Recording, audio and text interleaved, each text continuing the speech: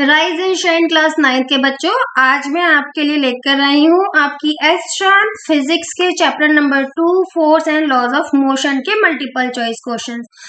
बच्चों, हम इस वीडियो में टोटल जो क्वेश्चंस करने वाले हैं वो 41 से 50 तक करने वाले हैं और ये जो क्वेश्चन आंसर्स हैं ये आपको पेज नंबर 76 पे अवेलेबल हो जाएंगे।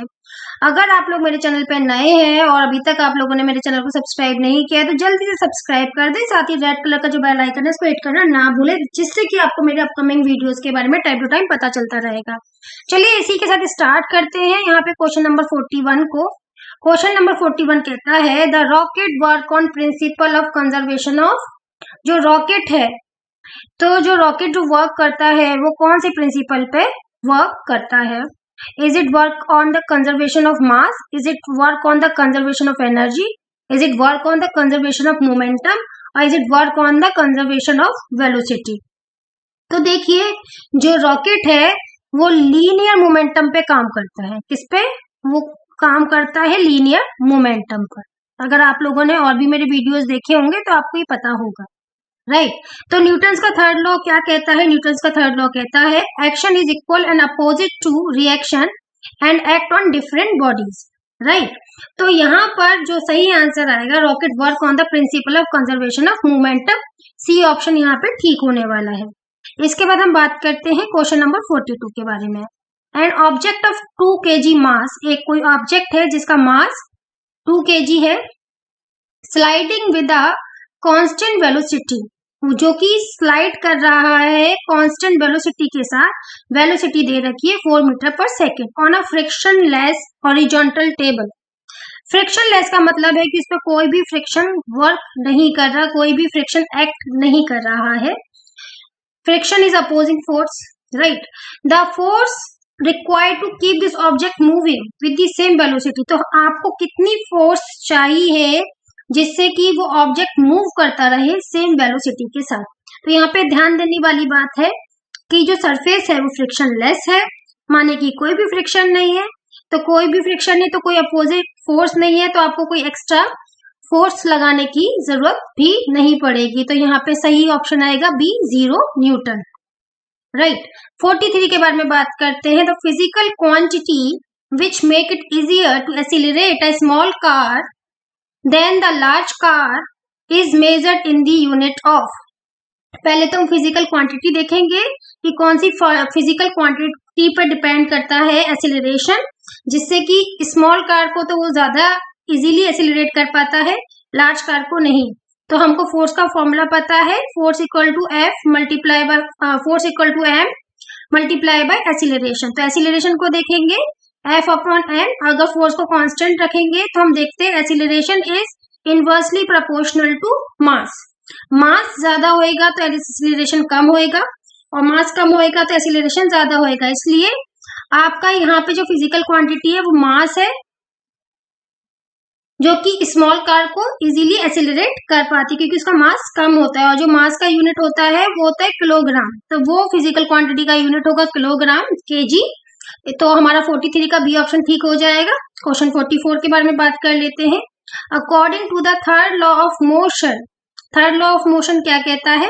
That every action is equal and opposite to the reaction and they act on different bodies. That this is the third law of motion. Action and reaction क्या कहता है? Always act on same body, no, opposite body पे काम करता है। Always act on different body in opposite direction, और opposite direction में काम करता है, डिफरेंट बॉडीज में काम करता है। तो बी बिल्कुल करेक्ट हो जाएगा। 45 के बारे में बात करते हैं। The unit of measuring momentum of a body is, देखिए मोमेंटम को हम पी से डिनोट करते हैं, फॉर्मूला होता है मास इनटू वेलोसिटी। यूनिट निकालना है तो मास का जो यूनिट होता है वो किलोग्राम होता है और वेलोसिटी का होता है मीटर पर सेकेंड। तो यहाँ पे मोमेंटम का जो यूनिट होने वाला है वो होने वाला है केजी, प्रोडक्ट मास और इनवर्स ऑफ सेकेंड, राइट। तो देखिए यहाँ पे जो बी ऑप्शन है वो एकदम हमको ठीक मिल गया है, किलोग्राम मीटर पर सेकेंड। चलिए क्वेश्चन नंबर 46 की तरफ आते हैं। बच्चों, अगर आपके पास एस चांद और एनसीईआरटी की बुक नहीं है, आप लेना चाहते हैं क्योंकि आप अभी भी क्लास में आए हैं, तो इसके लिए आप क्या कर सकते हैं, इसी वीडियो के डिस्क्रिप्शन बॉक्स में जाके अमेजन का लिंक चेकआउट कर सकते हैं। घर पे बैठे बैठे आराम से मंगा सकते हैं अपने लिए एस चांद और एनसीईआरटी की बुक। क्वेश्चन नंबर 46 के बारे में बात करते हैं। A boy of mass 50 kg एक लड़का है जिसका मास 50 kg है, स्टैंडिंग ऑन द ग्राउंड, और एक ग्राउंड पे खड़ा हुआ है। देखिए एक लड़का है वो इस तरह ग्राउंड पे खड़ा हुआ है, जिसका जो वेट है वो 50 kg है, और वो ग्राउंड पे 500 न्यूटन का फोर्स एक्सर्ट कर रहा है। The force exerted by the ground, तो जो ग्राउंड है वो इस लड़के पे कितना फोर्स लगाएगा, तो जितना फोर्स ये लड़का ग्राउंड पे लगा रहा है उतना ही फोर्स ग्राउंड लड़के पे लगाएगा, according to Newton third law. क्योंकि न्यूटन का थर्ड लॉ कहता है कि every action has its equal and opposite reaction. तो इक्वल है तो 500 न्यूटन का इक्वल रिएक्शन क्या होगा, 500 न्यूटन ही होगा, तो डी ऑप्शन यहाँ पे ठीक हो जाएगा। चलिए क्वेश्चन नंबर 47 के बारे में बात करते हैं। यहाँ पे बोला गया है होंडा सिटी कार है, मारुति ऑल्टो कार है, और टाटा नैनो कार है, और महिंद्रा स्कॉर्पियो कार है। All are running at same speed 50 metre per second. सबका स्पीड सेम है, लेकिन देखिए जो सबका मास है वो कैसा है, अलग। यहाँ पर होंडा सिटी कार का 1150 kg दे रखा है, मारुति ऑल्टो कार का 720 kg दे रखा है, और टाटा नैनो का 600 दे रखा है, और महिंद्रा स्कॉर्पियो का 2510 kg मास दे रखा है। If all these car hit from behind, अगर इन कार को पीछे से कोई हिट करता है सेम फोर्स के साथ, तो they continue to move forward, तो वो आगे की तरफ फॉरवर्ड डायरेक्शन में जाएंगी। The maximum acceleration will be, तो अभी हमने इससे पहले देखा कि जो एक्सीलरेशन होता है वो इनवर्सली प्रोपोर्शनल होता है मास के, तो जिसका मास सबसे कम होगा उसमें एक्सीलरेशन सबसे ज्यादा देखा जाएगा। तो सबसे कम जो मास है वो 600 kg का है, इसका मतलब है टाटा नैनो कार।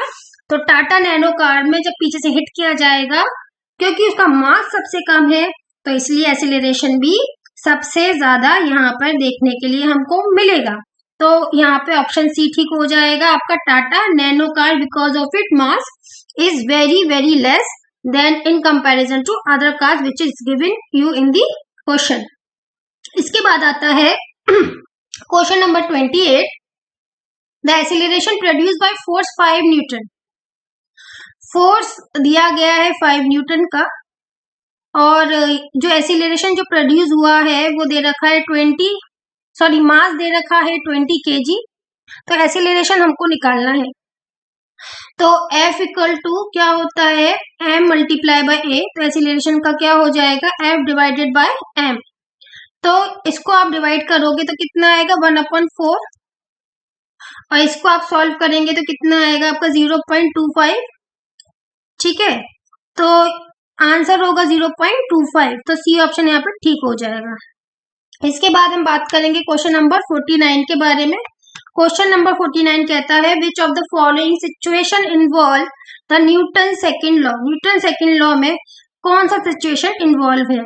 ए ऑप्शन है a force can stop a lighter vehicle as well as heavier vehicle which are moving. जो फोर्स है वो स्टॉप कर देता है हल्के व्हीकल को भी और भारी व्हीकल को भी जो मूव कर रहा है। दूसरा देखते हैं a force can accelerate a lighter vehicle more. तो देखिए यही न्यूटन का थर्ड लॉ है कि जिसका मास कम होगा उसमें एक्सीलरेशन ज्यादा होएगा, और जिसका मास ज्यादा होएगा उसमें एक्सीलरेशन कम होएगा। ठीक है, तो यहाँ पे बी ऑप्शन एकदम ठीक हो जाएगा सेकंड लॉ के अकॉर्डिंग। 50 है a fielder pulls his hand backward. Cricket तो आप लोगों ने देखा ही होगा, जब उसको बॉल कैच करना होता है तो जो फील्डर होता है वो अपना हाथ पीछे की तरफ खींचता है after catching the cricket ball. वो ऐसा क्यों करता है, देखिए अगर वो पीछे की तरफ नहीं खींचेगा तो उसको बॉल बहुत झटके से लगेगी, जोर से लगेगी, इसलिए वो अपना हाथ पीछे खींचता ताकि उसको कम चोट लगे। तो वो क्या करना चाहता है, reduce the force exerted by the ball. तो exert larger force on the ball, no, वो अपनी तरफ से ज्यादा फोर्स लगाना चाहता है बॉल पे, नहीं, वो रिड्यूस करना चाहता है जो फोर्स एक्सर्ट कर रही है बॉल उसके हाथ पर। तो बी ऑप्शन यहाँ ठीक हो जाएगा। बच्चों होपफुली आपको वीडियो पसंद ही आते होंगे, तो वीडियोस को लाइक करना ना भूलें, और अपनी प्रॉब्लम्स को आप कमेंट बॉक्स में बता सकते हैं, अप्रिशिएट कर सकते हैं वीडियो को, या फिर आपको किसी और चैप्टर का वीडियो चाहिए, किसी और क्लास के लिए आपको वीडियो चाहिए सब्जेक्ट से रिलेटेड, आप वो भी कमेंट बॉक्स में मुझको बता सकते हैं। Bye bye everyone.